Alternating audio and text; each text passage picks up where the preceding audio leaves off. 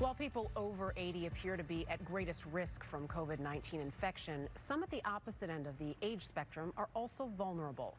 They're hospitalized children with compromised immune system.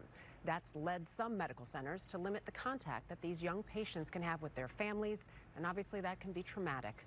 Villarreal reports on what is being done to both protect these children and ease their emotional pain. Robin Brezel is packing up and handing out more than 80 prayer bears on her own today. You are the last of the Mohicans, that there are no more volunteers? Yes, I'm the last one standing from a volunteer standpoint that is here trying to get the bears out to the kids. Most of the volunteers in the Prayer Bear program at Cook Children's Hospital in Fort Worth are over the age of 60. So for their health and patient safety, they were asked to stay home. Why continue to volunteer if you know there is a small chance that you could get this as well? If I can do something to help a child or a family through a crisis, I'm willing to continue to do this during this time.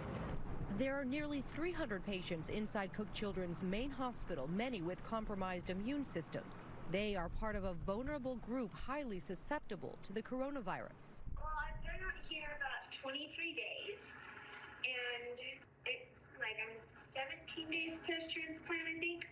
We FaceTime with 10-year-old Ella Planty from her hospital room. She needed a bone marrow transplant after being diagnosed with aplastic anemia, a rare autoimmune disease that cripples her ability to fight infections. What has been the hardest part about dealing with this? Isolation. We've been practicing social isolation since November. She hasn't been to school since November. She's been homebound.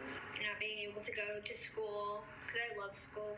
As COVID-19 concerns escalate, hospital administration decided to scale back on patient visitors. Now, only 2 primary caregivers are allowed inside. Even siblings must stay out.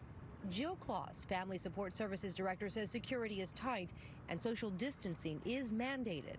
We are living in a coronavirus world right now, so that has impacted what you do here at the hospital. We are having to separate families, which is really hard. We have a rule now that siblings can't come up to visit, and so we're trying to be creative in how we keep families connected. Name 5 percussion instruments. To keep connected, Cooks is ramping up in-house activities like their interactive television programs. Kindergarten call. Yeah. Recognizing that they still need to play, that they still need to do all those normal kid things. It's amazing how when kids start to interact and engage and do things that are expressive for them, how they start to feel better. For now, volunteer programs are on hiatus in an effort to keep exposure to COVID-19 at bay. Hard to bear for longtime volunteers like Robin. I'll just wait for the word when we can gear up again and get back to doing what we do. For CBS This Morning Saturday, Mireya Villarreal, Fort Worth, Texas. 1, 2. I can't even imagine what it would be like right now to be a 5-year-old kid fighting cancer, having to do it alone, not being able to see family. And having spent some time at some of those children's hospitals, it's so important for the kids and the families to have that connection, and also to have sometimes the distraction of other people around, that this is making their battle twice as hard, it seems like. On the flip side of that, people in elderly homes right now who who aren't taking visitors right now, it is awful. Use the communication, the devices that we can, I guess, is what people need to do right now. And as we saw in that piece, that they're able to use. FaceTime, group FaceTime, whatever else you can do. Whatever it takes.